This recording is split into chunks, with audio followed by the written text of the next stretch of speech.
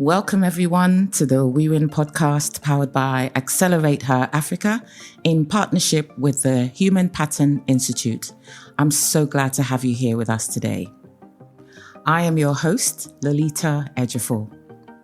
What would make someone leave the pinnacle of London's financial district, hedge funds, quantitative analysis, the security of a CFA designation, to relocate to Lagos and bet everything on Africa's untapped potential?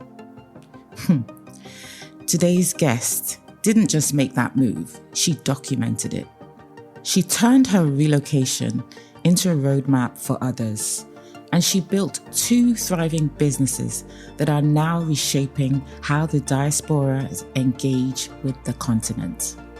Meet Salewa Isaac, a woman who spent years mastering the language of global finances as a quantitative analyst at firms like Man Group and Columbia Threadneedle, where she built models, analyzed equity markets, and operated at the highest level of one of the world's most competitive industries.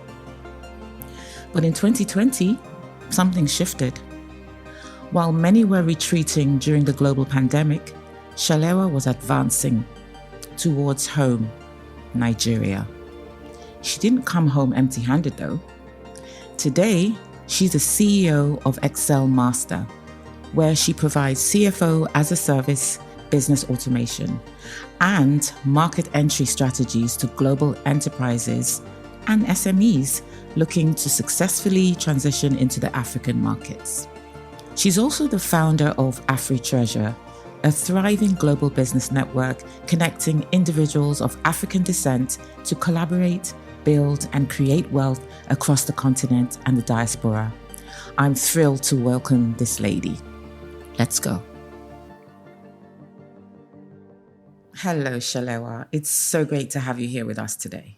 Thank you so much for having me. So your early career in London was at the highest level of finance as a quantitative analyst at major firms like Man Group and Columbia Threadneedle. Can you paint a picture of that work? What kind of world was that? And what was the ambition you were building for yourself? Sure. So I studied economics and finance for my undergrad, and I was very dissatisfied with the course. I actually felt like it didn't teach me what I wanted to know, which was how to invest in the stock market. So I didn't go to work straight away. I actually did a master's immediately after, and I did investment management. Now, that was more satisfactory for me because it actually taught me how to manage a portfolio. It taught me how to invest in different assets. And so then I was ready for the workplace. Now, I was quite blessed because my first job was at a very small hedge fund. The staff was like 13 people. And what normally happens in the industry at that time, although things have changed maybe like 10 years on, is you normally typically work on the bank or like what they call the sell side. Usually he would hire graduates. And then, after like 10 to 15 years in one's career, they're then eligible to work at hedge funds because hedge funds typically recruit from that side. But I was blessed enough to get a job at a hedge fund straight away. And then I ended up working on what you call the buy side throughout my whole career. So when I got the job as a research analyst at Man Group, it was a blessing. I was working with portfolio managers that were managing like millions of pounds, and you get an insight into where people's pensions are being invested, where high net worth individuals are investing their money, and it's what the responsibility is on the people that have to invest their money. There's a lot of reporting responsibilities and things. So it was a blessing. And then when I was at Man Group, I realized, hold on, everything's becoming more techy. Things are becoming more automated. I could just see discretionary investing becoming a thing of the past. And bearing in mind, this was like 7 years ago I was saying this. So I said, okay, let me teach myself how to code so that I can learn how to invest I say automatically, but how to use code to invest, which is quantitative investing. So I did that. I taught myself how to code. And by the grace of God, I only give credit to God for this, I got a job as a quantitative analyst at Columbia Threadneedle. Wow, that's so remarkable. That shows how brilliant you are. For you to have recognized 7 years ago that things were becoming more automated, more technical, and you wanted to understand the makings, the workings of that technicality, you decided to train yourself to code. Yeah. Most people wouldn't do that, but I see your logic behind it, and it's paid off. Yes. You then made the decision to return to Nigeria, a move that so many in diaspora dream of. What was the specific dream you were chasing? What impact did you hope to make by bringing your elite skills back home? Yes, so again, this is just God, because a lot of people, lockdown affected people differently. For me, it was a big blessing. So I had just got my job at Columbia Threadneedle and I hadn't worked 3 days in the office, Lolita, before lockdown. Wow. So it was disappointing to me because I got the job of my dreams. I'm just meeting my colleagues who I loved. And I was like, no, so was working from home and was doing that. And then I think because my parents live in Nigeria and my dad actually lives in Abuja. So I remember saying to him around November time, like, I just want to come and chill with you for a bit. Can I do that? And he was like, come on, like, yes, please, like, because we're best friends. So he's like, come, let's spend time together. So I booked a ticket to go. I spent time with him for a couple of weeks. And then I went to Lagos and I was only planning to stay in Lagos for a couple of weeks. However, I was staying in Lagos and I was like, hold on, this makes so much sense. Like, why am I going back again?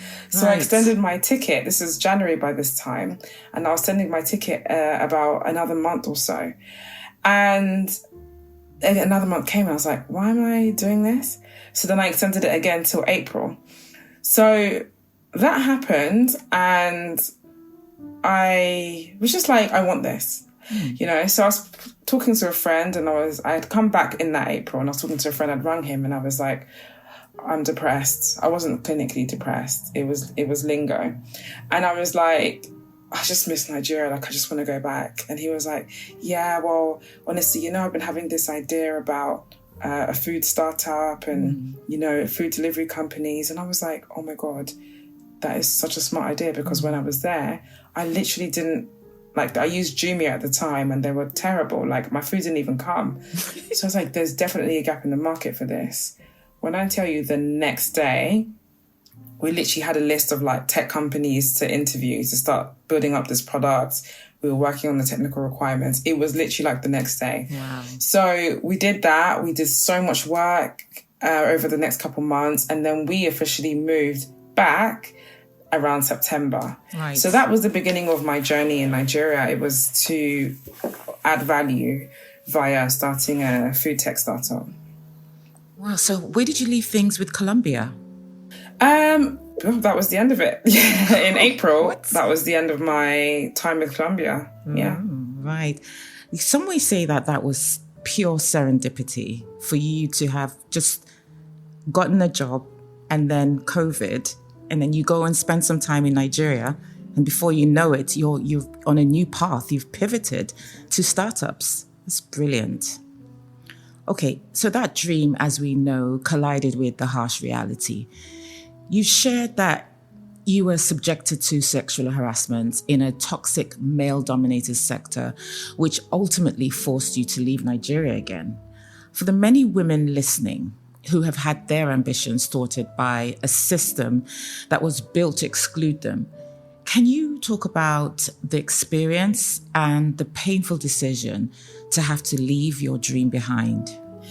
So it was quite a long journey because I was in Nigeria for like three to 4 years. But what you've asked, those issues were very prominent when I was doing the food tech startup. So at that time, we were working with developers, but we were also seeking investment, right, for pre-seed. Now, that means that you're having meetings and you're meeting different people and you're pitching yourself. And I just remember like multiple incidents happened, and Nigeria's a different environment. So you'd have an investor say, okay, come and meet me at the club. And the thing is, you can't really write that off. If you know Nigeria, we're a very work hard, play hard city in Lagos. And the two do tend to work together. So you wouldn't necessarily think it's a red flag. It might be a yellow one. But that didn't turn out well, I remember having meetings as well. And things were just inappropriate. And I remember calling my dad one day and I'm like, men and women can't be friends in Nigeria, can they? And he was like, yeah, you know what they're like. The men have a sweet mouth, etc., etc. So it was quite frustrating. And it got to the point where I said to my male business partner, because he was in London at the time, because of family, he was kind of going back and forth while I was permanently there. And at the time I said to him, okay, I can't do any more meetings alone. You're going to have to be present because there's just a fundamental lack of respect of boundaries. So we did that. But what actually led to the demise of that startup was a lack of quality from the tech team. So we had actually moved development teams 3 times, and I was dealing with things like, they used to mock me. They used to be like, oh, Salewa's an English teacher, because I'm looking at the app and I'm seeing spelling mistakes, and I cannot deploy an app to a store that has spelling mistakes. It literally screams unprofessionalism, but that was an issue. So for those that are technologically minded, the QA was me doing that, and a lot of it was just pointing out spelling mistakes. There was other issues design is quite mathematical. You need things to be centered. The eye picks up on things that are not right. So there was a lot of that, and I think they were quite frustrated with that side of me, because again, a lot of things fly in Nigeria, but I didn't want things to fly. I wanted it to be the best. So we moved teams 3 times. We got investment as well a couple of times, but it just, the tech aspect of it drained our resources. So my biggest advice and lesson with that is, don't start a tech business without having a tech co-founder. Because what I noticed was another team that started their solution, their CTO coded the solution. So if you have someone on the founding team that's actually actively working on it, can code, you're obviously going to get a lot further than someone hiring externals to code. So that was sad, but then I had to pivot.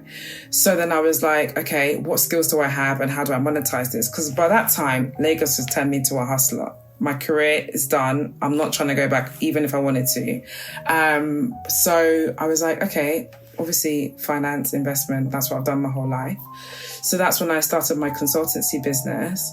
And it was called Excel Master because I'm obsessed with Microsoft Excel. I watch Microsoft Excel championships on YouTube. It's so cool. They give them challenges and make them race against each other. But I was like, okay, I know how to use Excel very well. I also love design, and I'd learned a lot of design when working on the app. So I was designing dashboards, and I was doing company valuation, CFO as a service, all those kind of skills. And that picked up very, very quickly, almost immediately. And the beautiful thing about Lagos, again, is because it's a hustling environment, your name flies. So I'll just be chilling and someone will call me and be like, I've got someone for you. This company wants this, or this person wants to do this. So that went really well. So I'll get to why I left Lagos later, but that also wasn't planned either. We'll get there. But we've picked up some valuable lessons from what you've just described in terms of having a technical team. It's best to have a founder that's technical and able to provide those solutions a lot quicker. But also what I'm hearing is you are very agile and you are able to know when to pivot and change course and start something else. And I'm sure that kept you going in Lagos because Lagos is ever changing, always moving fast. Yes. You created the I Moved Back podcast, where you explore the very UK versus Nigeria dynamic that you've lived through. What was the catalyst for starting that? And what were the conversations you felt you needed to have, both for yourself and for the community? That's such an excellent question. So at the time, I think around that January time when I said I'd extended my ticket the first time, my uncle was like to me, you should start a blog. Because obviously I was a chronic gallivanter. I was literally out of the house like 80-90% of the time. And yeah, I was active and I was bold. I was going to the mainland by myself, like to the market. Like I had no business doing such, but I was really trying to see like the whole Nigeria, not just be in my little bubble in VI. So yeah, he said I should start a blog. So I did. And I started blogging on all aspects, and I literally called the website iMoveBack.com. And I announced the launch, and I got such good feedback, you know, and I was blogging on typical business, obviously, just journaling, you know, like I would be like 7 red flags when doing business in Africa. I was doing restaurant reviews. I was doing travel, like, okay, this is where you should stay if you're going to Tarkwa Bay. I was giving the full kind of rundown, like I'm from Ondo State, so I went to Idomre Hills and climbed the mountain. Wow. I would blog about that. And it was good because from an SEO perspective, if someone's typing in Idomre Hills, they're finding my blog. And then from my blog, they're finding other things that I had on there. I had quizzes on there. I had written interviews with my fellow colleagues like in the startup industry. So yeah, I started doing that. And then another person who is amazing. So I would definitely recommend checking out this company called Pam Africa. It's run by a very close friend of mine. It's a solar energy business. So he is another Nigerian British like me, born and raised in the UK. And he actually moved back to Nigeria at the same time as me. And it's through meeting him and many others, I call us the COVID babies. So I think like almost like 300, 400 of us moved back the same time as me, which was like December 2021, as a result of COVID and working remotely whilst in Lagos. So he was great. He had a PhD. So I was like, okay, this is my kind of friend, you know, obviously smart, intelligent. He had his own energy startup. So we were just gisting one time. And I think he was like, yeah, we should start a podcast. And I was like, yeah, that's so true. Like we could just do it through my blog. Like the audience is already there. So we filmed a pilot, which did good enough, like quite well. And then we just started being diligent with it. Every week we were filming and we used the studio of a friend that I did my master's degree with. So again, he had moved back as well. And so he had done the bold thing of starting a recording studio in Lagos. And so it was just beautiful because it was just like, this is so random. If someone had told me I'd be living in Lagos and I'm doing all this, I would have been like, So we started the podcast. Now, the podcast was not just about moving back to Africa. It was literally interviewing everyone within our network because everyone with our network literally was a business owner. So we had people that like, you know, was selling yam chips, frozen yam chips. We had people that were in entertainment. You know, we had people that were like, had shawarma businesses. It was the full range of entrepreneurs, real estate developers. So it was about giving people back home, which is our other home, like in the UK, and people that are in Africa, both perspectives. Because what you find is, and it's really sad, when you move to Lagos, they don't think that we're one of them. And we think we're obviously Nigerian, but they think there's a stark difference between the two of us. And maybe to some degree they're right. And then obviously maybe when they come here, there's a demarcation in, you know, someone that's just calm versus us that were born. So it's valid. So it was about giving a voice to both sides, speaking from both perspectives, and also having that business entrepreneurial aspect, because myself and Patrick, we are naturally entrepreneurial. So there was nothing that we were going to do that wouldn't have that. So yeah, it was a lot of fun, and it would still be running today if I hadn't randomly also come back to the UK for, you know, reasons. But it's coming back in a new way. Yes, because I am rebranding the site. In fact, I've actually shut down iMoveBack.com and I've rebranded it now as AfriTreasure, which is relaunching again in January. And AfriTreasure is more about having a wealth intelligence network now, because we have the WhatsApp groups, we have the UK, US WhatsApp group. We're going to open the Dubai one soon. We have the business network, and you have to actually even apply to get in those groups, because we are trying to really think about having a network across borders. It's not specific to Nigerians, it's African Americans, it's Caribbeans as well. So yeah, I'm rebranding it and we're coming back with a new voice, a new kind of image to keep that message going. Yeah. Wow, your journey took so many turns, and it just shows your adventurous spirit. You were able to explore areas that a lot of us wouldn't even think of going. You've come from the UK and you're going into places where the locals are more familiar with, and people from the UK will be a little bit apprehensive of going to these places. But you went there. Not only that, you documented your journey. I would describe you as adventurous, and not only just adventurous, you're audaciously adventurous. Okay, so now as the host of that podcast, you've become an analyst for the entire ecosystem.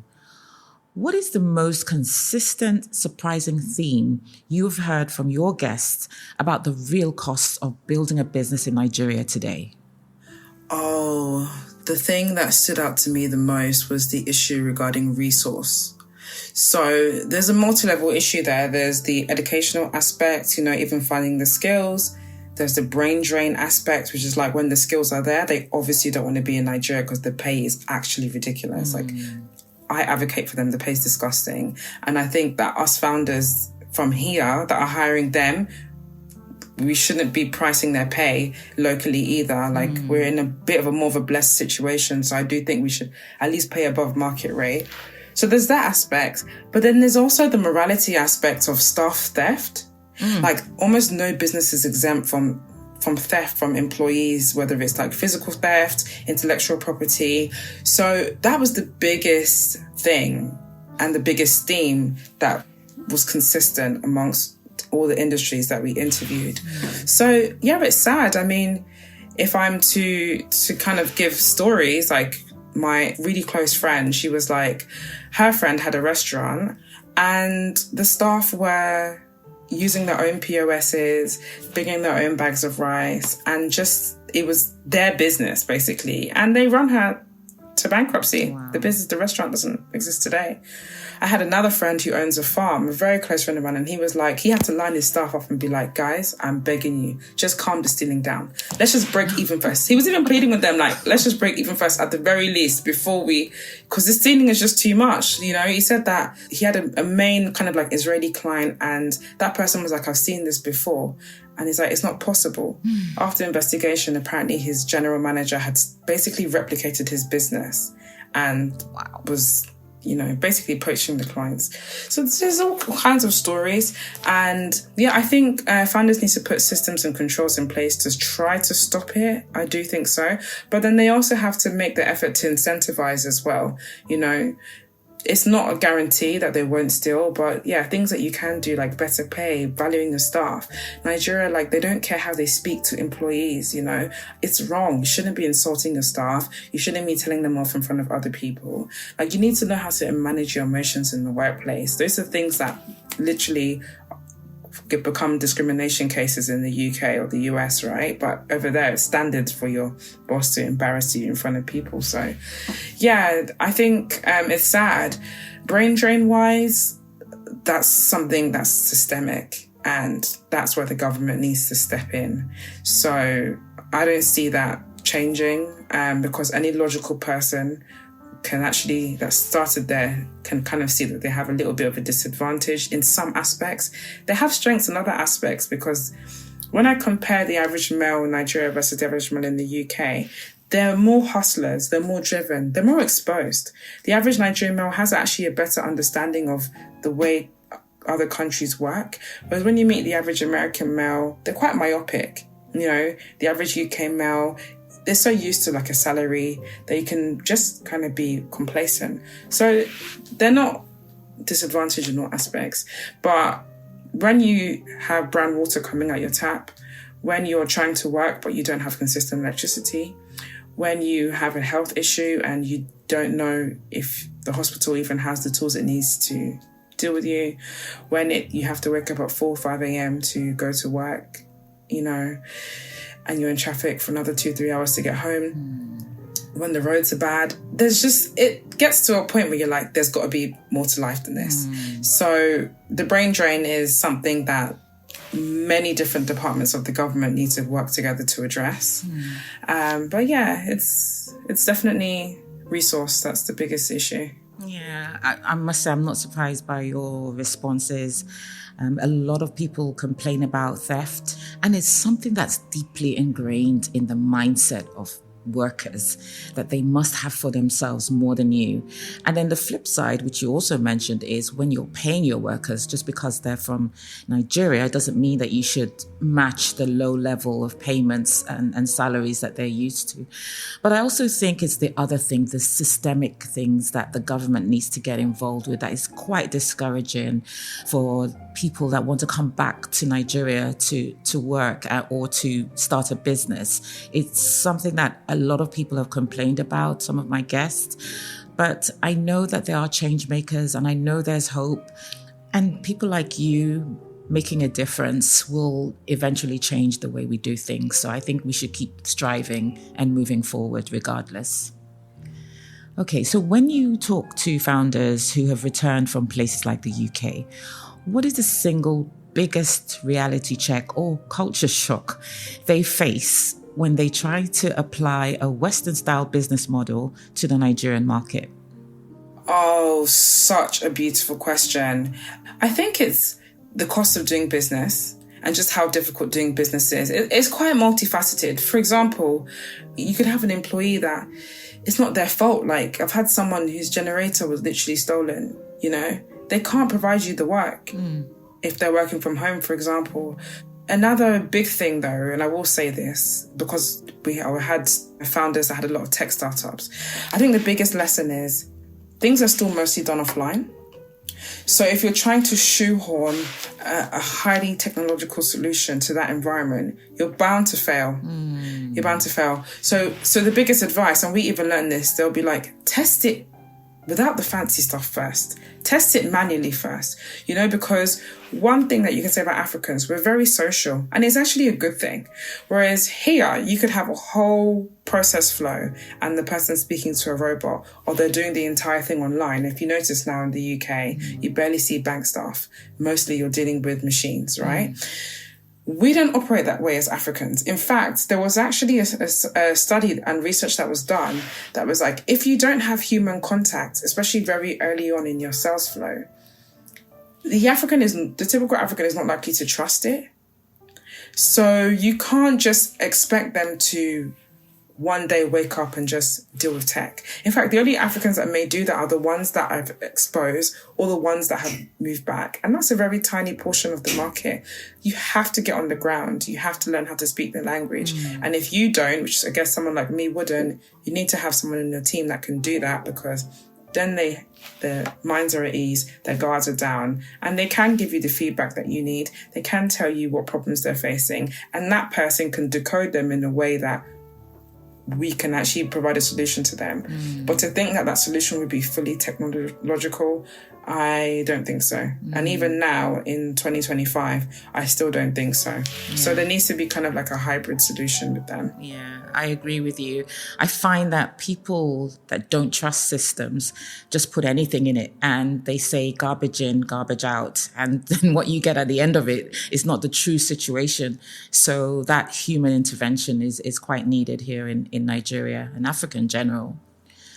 Okay, so from your many conversations, what do you see as the biggest psychological battle that Nigerian founders are facing? Is it the fundraising, the infrastructure, or is it something deeper like loneliness or a pressure to maintain a certain image? This might be controversial, but there's something that they call like a founder-owner problem, where it's like sometimes when the founder of a company is also the CEO, it can lead to issues in the business later. And in an environment like Nigeria, it's quite pronounced because any little inkling of someone having a little bit more money than someone else but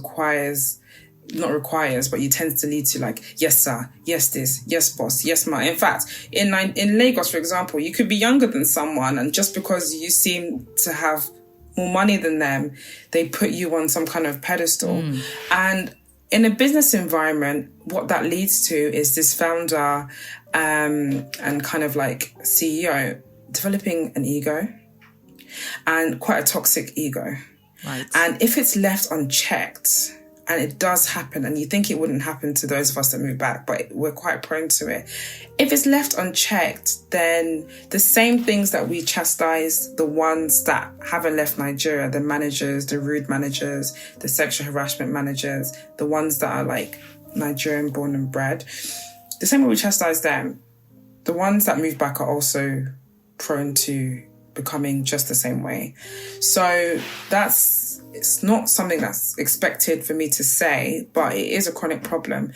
Another problem is the mission that the founder is on.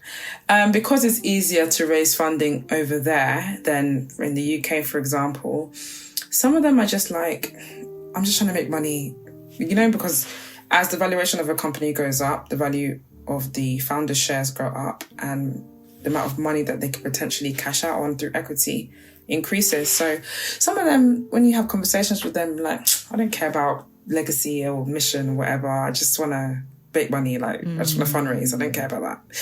So again, you talk about staff stealing, but in a way, there's a lot of founders raising funds, the use of funds, slightly questionable, so it does lead to businesses and some of them end up closing, and then Nigeria's reputation is in the news again. This big company that you never thought would close is closed due to like embezzlement and things like that. So there is also that aspect of it, and that's why in my response I just want to put accountability on the founders rather than anyone else this time, to be like, you have to constantly keep yourself in check. Because of that environment, sometimes you feel like if you can't beat them, join them. But no, that's when you need to like rein yourself in. Because it's happened to me. I used to look at someone very close to me and be like, just calm down. Why are you always shouting? Why are you always being aggressive? Just calm down. 1 year later, my friends are visiting me and they were like, just calm, just chill. And the minute they said that, I was like, oh wow, so Lagos has really got to me like that. Like, I am now the one that's like, aggressively chasing, or like, I ordered my food 10 minutes ago, how far? Like, because it does get to you. Like, and if you're soft, they take advantage of you. So you're forced to harden up, but then it's a balance. So sometimes it's not your fault, but you have to be self-aware to check your ego. You have to be self-aware to know what your intentions are. You should be going back there to add value to your fellow people's lives. You could have been like them. If your parent didn't make a decision to be an economic migrant to whatever country they went to so that you could earn a stronger currency, you would have ended up just like them. So I do think there is a duty of responsibility to provide value and not just use them as cheap talent. So yeah, that's what I would say. Totally. I really respect what you just said, that accountability of founders. What is your mission? What is your purpose? Is it just to start up and cash out? And what does that leave? What sort of reputation does that leave for you as a founder when you start another line of business? Okay, as someone who's personally experienced the toxic male-dominated side of the finance sector, how much of that barrier do you still see in your conversations with female founders? Are they having a fundamentally different and more difficult experience raising capital than their male peers? It's hard to say because you don't know anyone behind closed doors. So what I will say is Nigeria's a very sexually charged environment. I'll just be honest. I always like to say things how it is. I always had this saying where I used to say prostitution is the currency there. And so why I say I can't speak for anyone behind closed doors is because you don't know what they're doing to get that check. Someone could tell you one thing and, they're doing another thing. So all I can say advice-wise is to have males that can advocate for you. So I had a client, and the way I was working was in stages, and they just weren't trying to release the last stage. And I was just gisting with my friend casually. He was like, "Are they right?" He got on the phone straight away. I received that payment like within 24 hours. No joke. And so it's things like that that always just make me see that patriarchy is fine. That's how it is. It's okay. What that means to you as a woman is to align yourself with respectable men that, if you need to, can also kind of assist you through that process, or can let some men know, listen, she's not that way. You're not going to get what you want out of her. So it's either you do it properly or you don't do it at all. And you as a woman have to be willing to walk away, because what deal? I always used to say to myself, I want to be able to look at myself in the mirror. That's what I used to say, because there was a period when I was transitioning between the startup and my consultancy, there was a period where things were not buoyant just before it picked up, right? And I said to myself, like, I just want to be willing to look at myself in the mirror.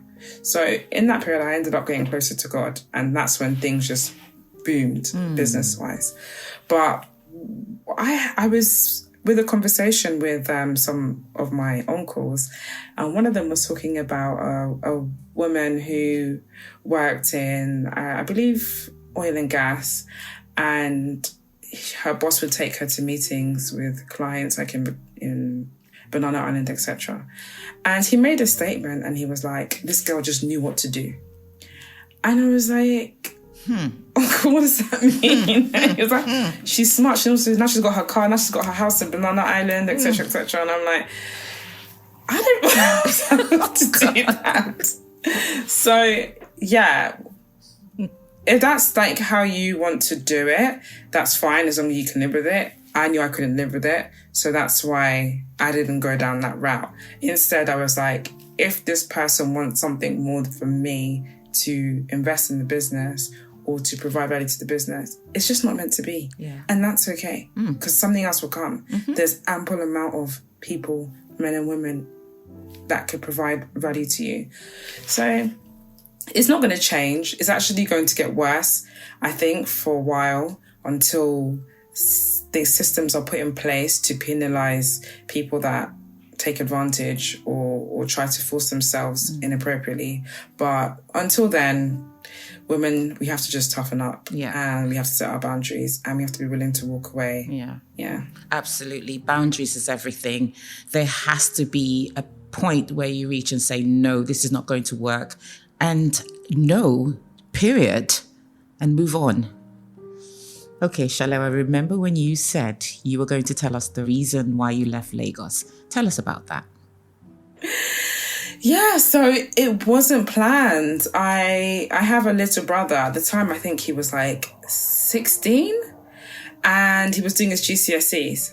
So I was like, okay, I'm going to fly home and just help him study and stuff, because our other sibling lived in America. So it was just the three of us. So I had a 6-week trip planned, and I had been in Nigeria at that time, maybe like a year and a half, without coming back to the UK as well. So I was back home, his GCSEs were done, and I think like a month into the trip, I was like, it's actually peaceful. I'm not fighting at anyone in traffic. No one's banging my car, trying to help me park.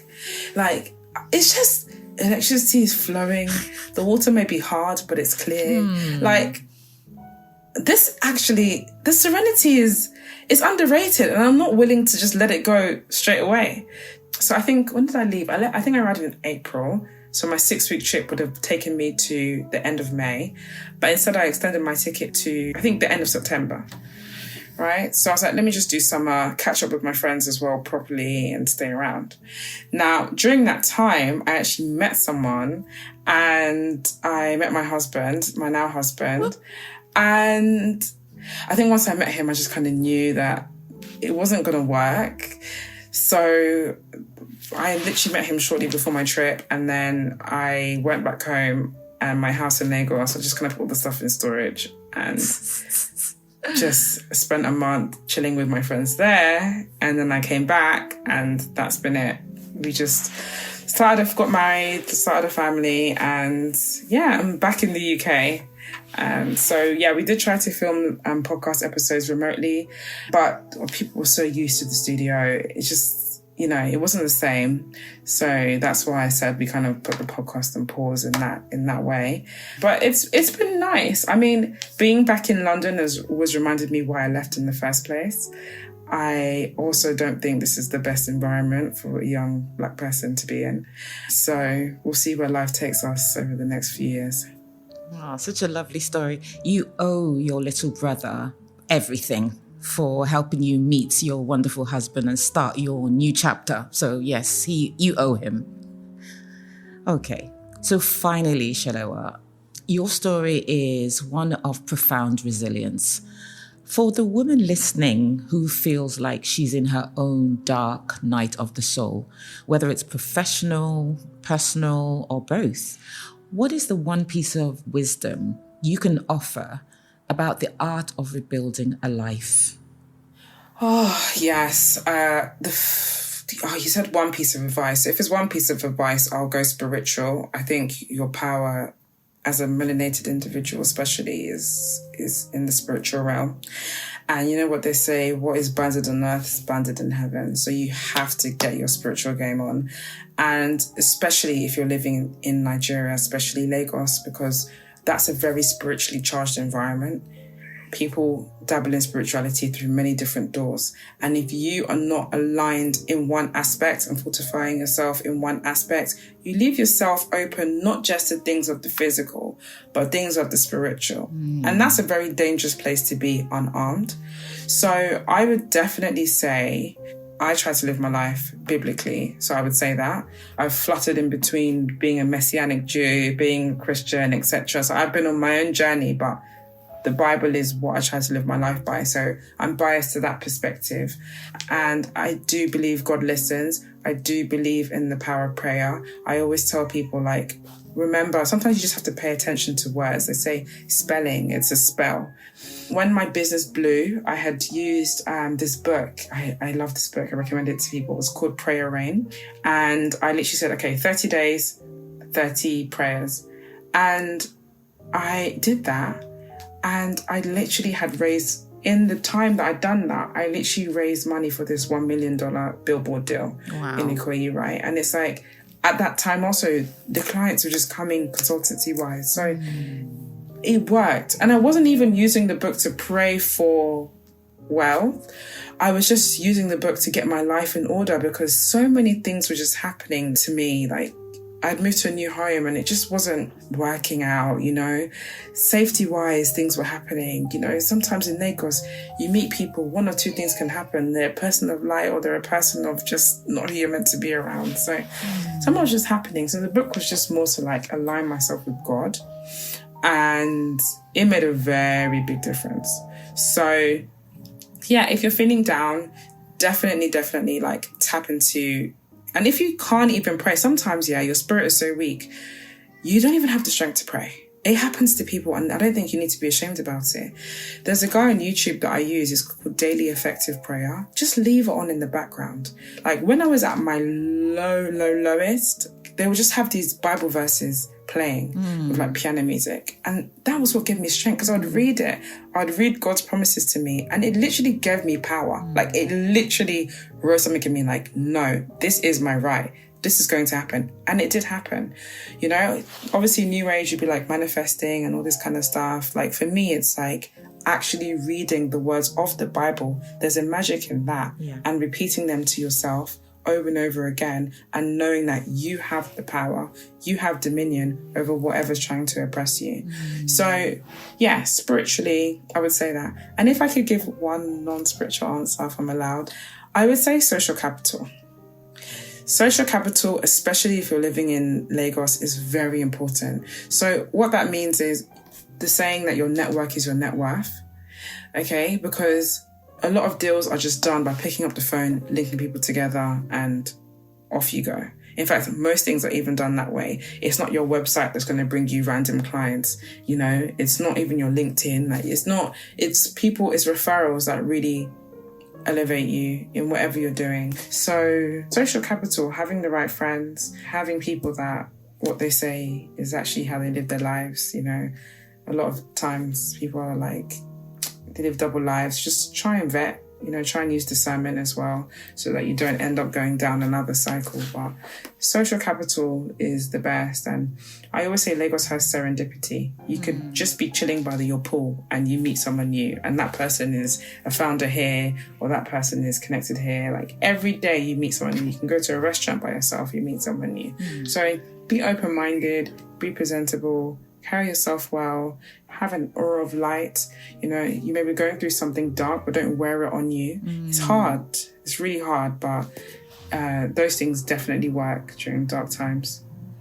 I love everything you said, Salewa, and I totally agree and align with everything, especially in terms of when you are in your season, when you are fully aligned and you obey, you start to see great things happen. And the other thing you mentioned is you could be sitting by the pool or even just walking down the street or just attending an event, and you meet somebody who gives you the answers you're looking for or provides you with a way forward and a solution that you've been searching for. And it just happens. And I really hope that a lot of women who are feeling lost do take that advice. I especially love the advice of, if you can't pray, just listen to Bible verses to help you along the way. So that's great. Thank you so much for that.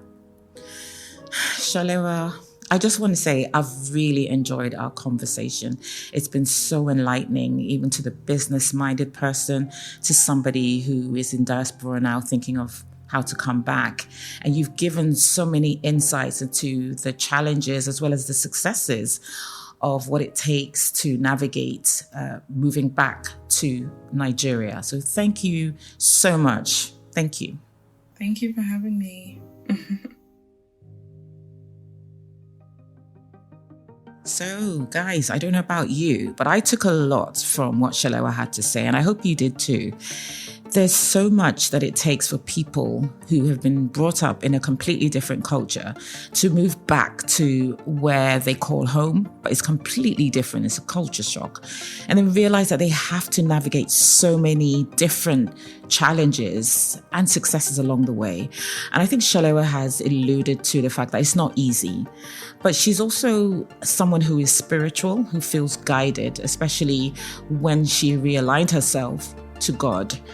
And something she said stuck with me, and that's the scripture, Proverbs 16, verse 3. Commit to the Lord whatever you do, and he will establish your plans. And we can see that Salewa's plans are being established even inadvertently. So for ladies out there and men who are a bit afraid or concerned about taking that next step, be mindful, be spiritual. Commit to the Lord whatever you do, and he will establish your plans, and believe it, he will.